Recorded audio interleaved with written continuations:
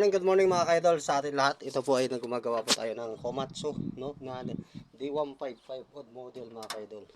Ito po ang sakit po nito ay i-stack up yung kanyang control sa kanyang bleed, no? At napakahirap ibaba, itaas. Ayan po. Binaklas na po natin yung tangke mga kaidol. At napakahirap mga kaidol baklasin ito, hindi kagaya ng mga caterpillar, no? At ito po nga ginagawa natin para maayos po natin ito. At may kasama tayo dito na mekaniko ng tiga Cavite din. Ayan po. May kasama po tayo. Siyempre, mabigat na trabaho po ito. Babaklasin po natin ito lahat ng tangke. Dito kasi ang control niya sa loob ng tangke, no? Kaya marami tayong binaklas mga kaidol. Yan yung mga pisa niya. Ayan, nakalat-kalat mga kaidol. Ayan. Kita nyo naman mga kaidol. Ito mga kaidol ay hindi sa akin unit. Hindi ko to hawak na unit, pero dahil nga sa tayo ay marunong gumawa at mag-repair, no? Ayusin natin para matuwa naman yung ating kapwa-operator, no? At yan mga kaidol, at nakita ko mga kaidol, napansin ko yung upuan niya sira na. Yan, oh. Kita niyo naman mga kaidol, no? Sira na talaga yung kanyang upuan. Pero ito gagawin natin mga kaidol, baklasin natin ito at ipapagawa natin. Maging bago na po yan mamaya. At pakita ko sa inyo kung update ko sa inyo kung ano ang klaseng ilalagay natin. Mas maganda sir kung tila ilagay natin para mas malamig sa katawan. Yan mga kaidol. Kita nyo mga kaidol. Oh. Yan D9R na electronic, no. Yan in-extrahan ko din yan pag wala akong unit. At saka yung aking D9 ay nayari na rin. At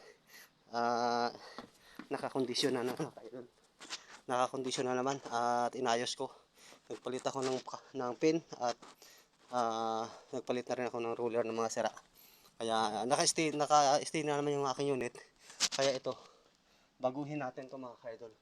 Hindi natin mabago itong kulay, hindi man mapinturahan yan. Pero ito makita nyo mga kaidol, oh. Yan. Oh, mga dumi, no. Pero ayusin natin yan. Linisan natin para magbago mga kaidol. At hindi natin huwag tayo maging madamot, no, sa ating kalaman. Kung ano man yung ating kalaman. Linisan natin yan. Tapos ibigay natin kung sinong hawak. Maganda na ngayon yan. At siyempre matutuwa yung malay mo bigyan tayo ng pang-fixie. Kaidol. Kaidol. Pabs! Okay na? Baklasin ko muna ito upuan, ha? Yan, i-repair natin. Yan yung ating kasamang mekaniko dito, oh. Yung chief mechanic ng Golban ng Aldo Sari. Pahad na barak. Yan, kaidol. Tiga Naik. Nakatira sa dati sa Naik, pero ngayon hindi na. Iba na yung tinitirahan nila. Nasa Quezon na kayo, Pabs. Nasa Quezon na kayo, Pabs, na. Nasa Quezon na. Oh, Bulacan? Ayan. Quezon na ibi. At baguhin natin ito. Baliwag, Bulacan. Ay, malapit lang sila tita. Baliwag, Bulacan din. Sa Baliwag, Bulacan din sila tita, Yan. I-repair natin mga kaidol. Panuorin nyo kung paano magbaklas mga kaidol. Isa-isahin natin. Isa-isahin natin mga kaidol. At panuorin nyo muna mga kaidol kung paano ako magbaklas. Lagi na lang nasa isip. Diyan mga kaidol. Okay. Baklas tayo ng baklasin natin itong upuan. Para maayos na. Maayos na.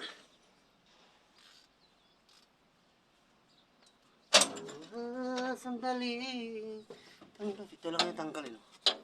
Hindi lang yun. City. Ang pag-ibig ko para sa'yo. Walang hangganan ang saya.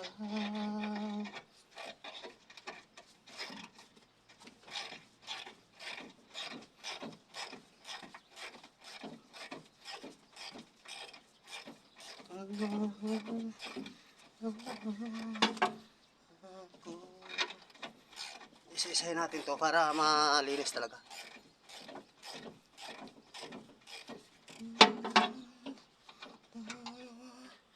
Ayun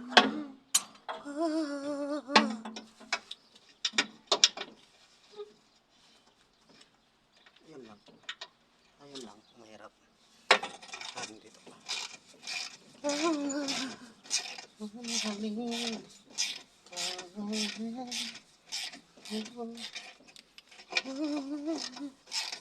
Papagawa natin ito mga kaidol para matuwa naman yung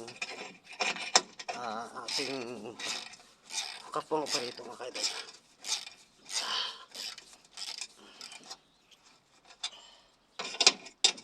Habang naghintay ako ng pangbuhat, ito muna ang gagawin ko. Yung wings kasi kailangan pambuhat dyan sa tangke.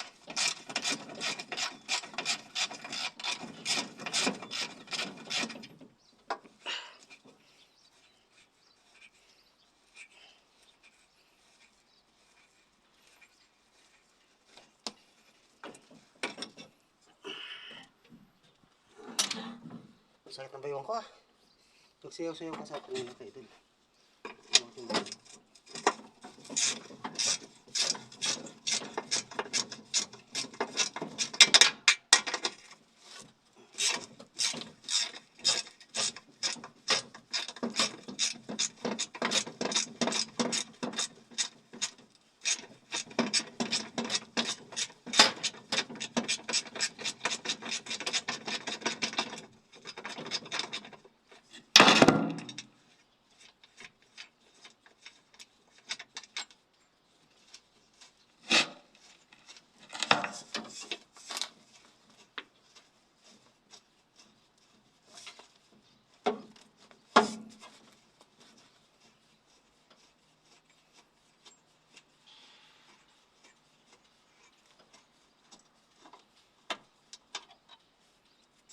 Yan ang isa na. Natanggal natin yung isa. Koy-koy lang natin. Ganyan lang yan. Kung nagtanggal. Tanggalin na natin ito. Yan. Okay doon.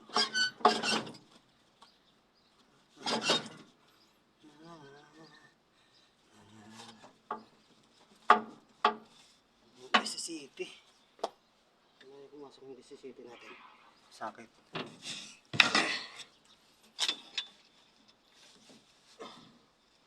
Kailangan open. Tayo lang dalawa sa buhay ko.